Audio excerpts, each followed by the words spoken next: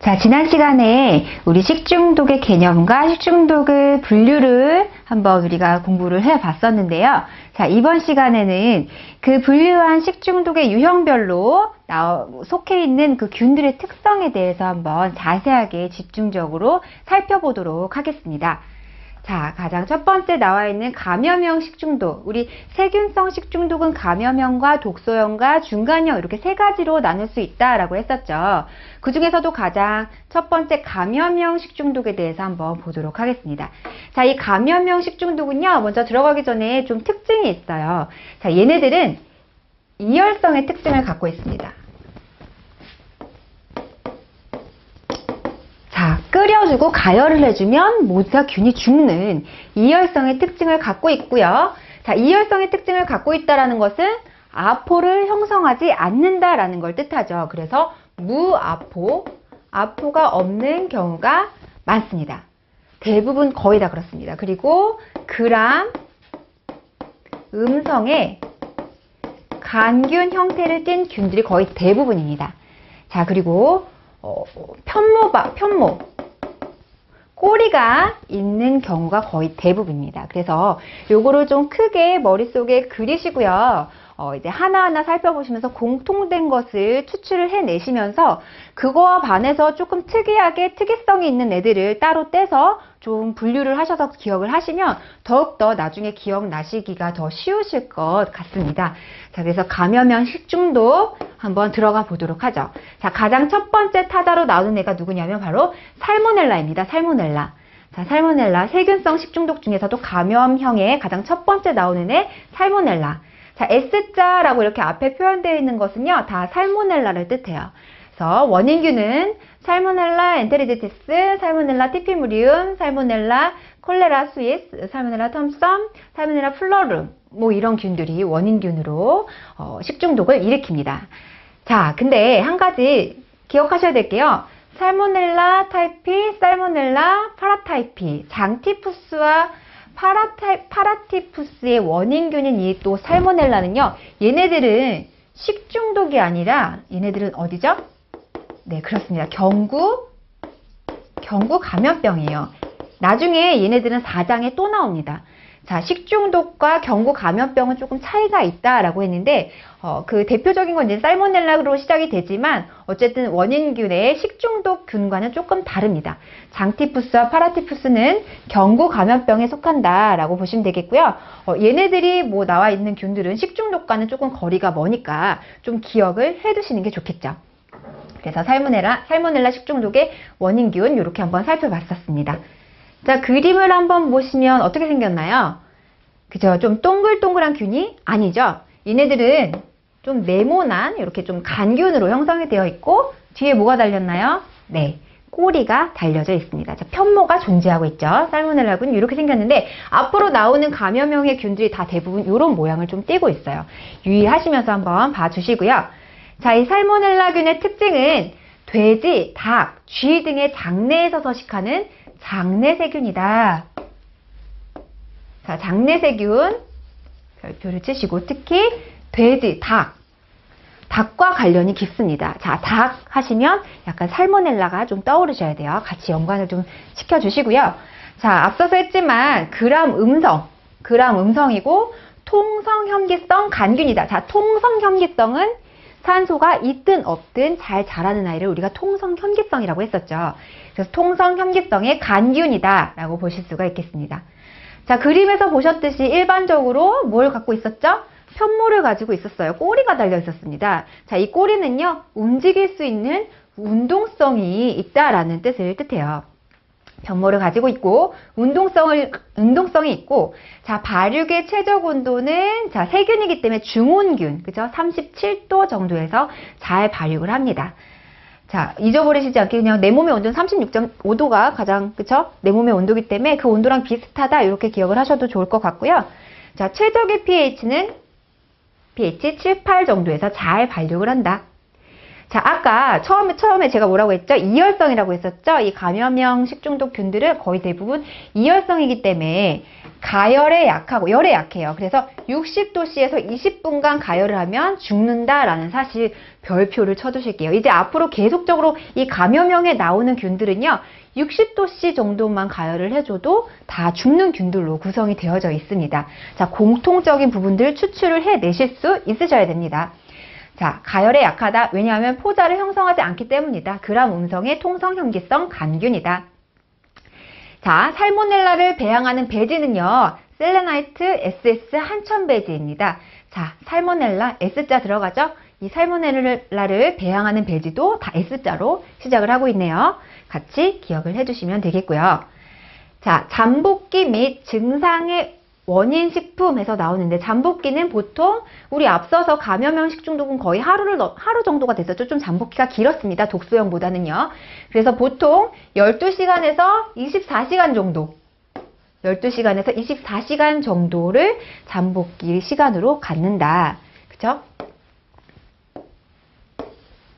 자, 그리고 증상은요, 다 공통적으로 독소형이든 감염형이든 공통적으로, 자, 위장관계 증상은 당연히 나타나게 되어 있습니다. 메스꺼움, 구토, 복통, 설사. 일반적인 식중독 증상이죠. 자, 뭐가 나왔나요? 발열이 나왔네요. 발열, 별표 치시고. 자, 독소형과 감염형의 가장 큰 특징 중에 하나가, 감염형은 발열이 없었습니다. 그죠? 있었습니다. 발열이 있었어요. 38에서 40도의 발열이 있었고, 독소형은 발열이 없었습니다. 이렇게 살모넬라균 감염형이기 때문에 발열이 있다. 그죠? 위장 증상과 발열 함께 나타나고 있고요. 원인 식품은 식육, 우유, 달걀, 그리고 어패류, 도시락, 어육, 연제품 등에 의해서 발생을 하고 있다라는 거.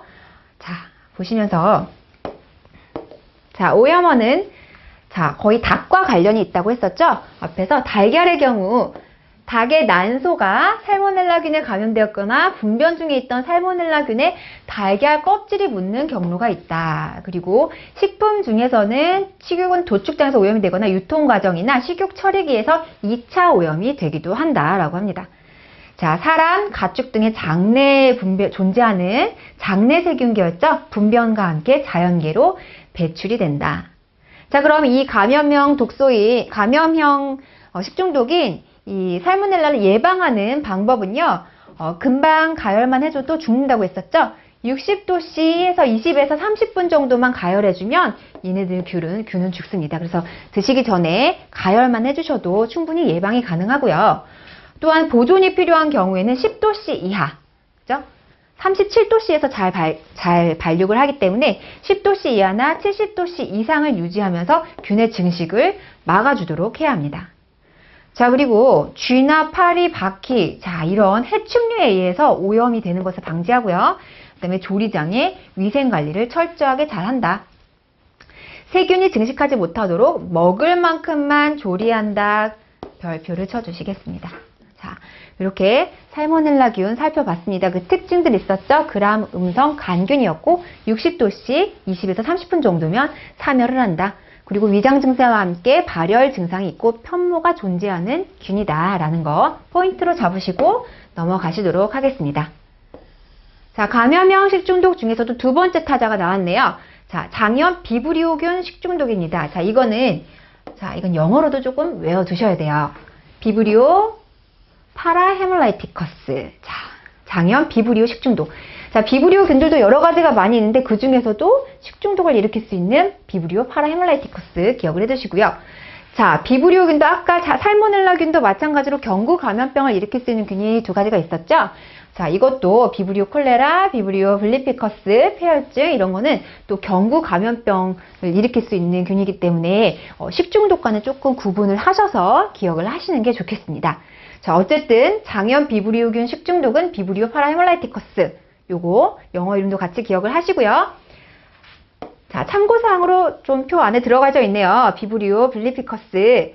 자, 여름철에 원인균이 오염된 어패류를 생식할 경우, 자, 비브리오 하시면 이제부터 계속적으로 어패류 얘기가 나올 겁니다. 왜냐하면 얘네들은요, 3% 호염을 좋아하는 호염성 세균이기도 하고요. 물에, 잘 사는 그런 애들이에요. 자, 그래서 원인균에 오염된 오페류에 찔리거나 물릴 때 피부 상처를 통해서 감염이 된다. 자, 호염성이다. 기억을 해두실게요. 염농도 1에서 3%의 호염에서 굉장히 잘 번식을 한다. 자, 얘도 마찬가지로 gram 음성 간균이고 편모가 존재하고 있네요. 그쵸? 자, 그리고 공통적으로 60도씨 이상에서 사멸. 그쵸? 자, 블리피커스는 3군 법정 감염병입니다. 식중독과는 조금 차이가 있지만 감염병으로도 지정이 되어 있다. 자, 치명률이 조금 높죠? 50%. 자, 예방하기 위해서는 담수에 어패류를 좀 씻어주는 게 좋겠고요. 또 피부에 상처가 있으신 분들은 어패류 취급이나 조리하는 것을 좀 삼가하시는 게 좋다라고 이렇게 되어 있습니다.